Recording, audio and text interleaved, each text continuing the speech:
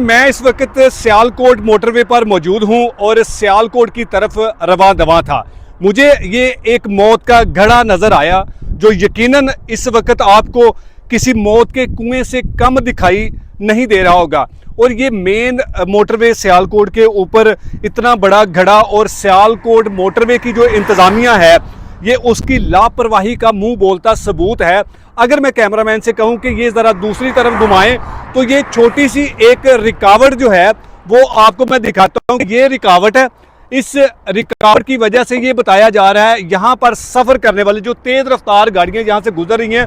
ये उनको बताया जा रहा है कि आगे शायद कोई काम हो रहा है, तो काम बिल्कुल भी नहीं हो रहा। ये आपके सामने है कि ये जो मौत का गड्ढा है से भी तकरीबन को 8 से 10 फुट होगी। अगर इंतज़ामिया होश के नाखन ले और ये मोटरवे की जो हालत है, ये आज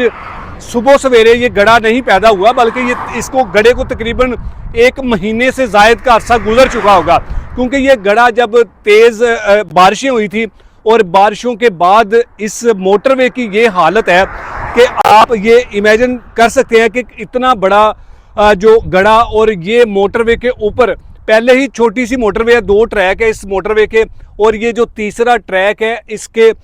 ये मुकम्मल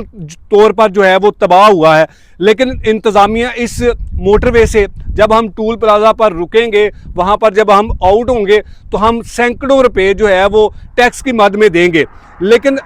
रोज़ाना की बुनियाद पर लाखों रुपया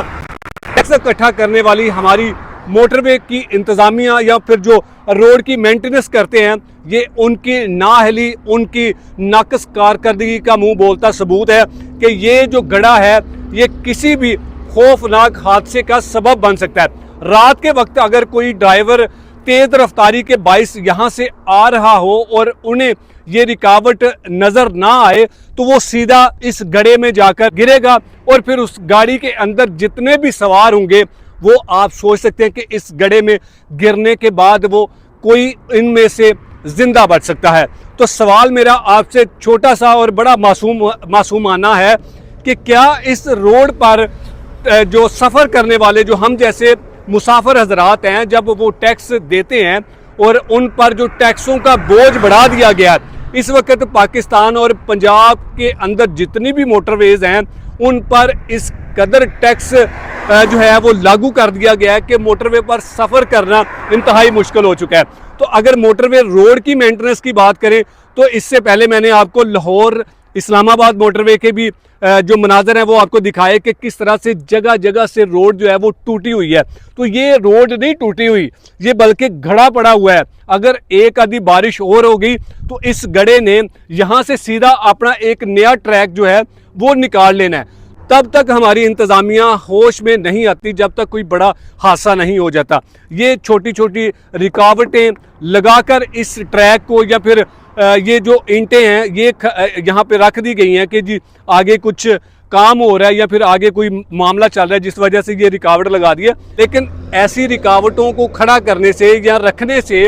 आपकी कारकर्दगी का जो है वो पर्दापोशी नहीं हो सकती, बल्कि आप लोगों की कारकर्दगी जो है वो एक्सपोज हो रही है। तो ये गड्ढा तकरीबन 1 महीना होने वाला है, अभी तक इंतज़ामिया ने आंखें नहीं खोली, अभी तक मोटरवे इंतज़ामिया को ये गड्ढा नज़र नहीं आया और ये तब गड्ढा नज़र आएगा जब इस गड्ढे के अंदर गाड़ी मुसाफिरों समेत जाकर गिरेगी और फिर उसमें जितने भी मुसाफिर होंगे वो अपनी ज़िंदगी की बाजी हार जाएंगे। तब जाकर मोटरवे इंतज़ामिया को होश आएगा, फिर उसके बाद तरह तरह के बयानात सामने आएंगे कि किसकी नाअहली थी, किसकी नाकस कारकर्दगी का ये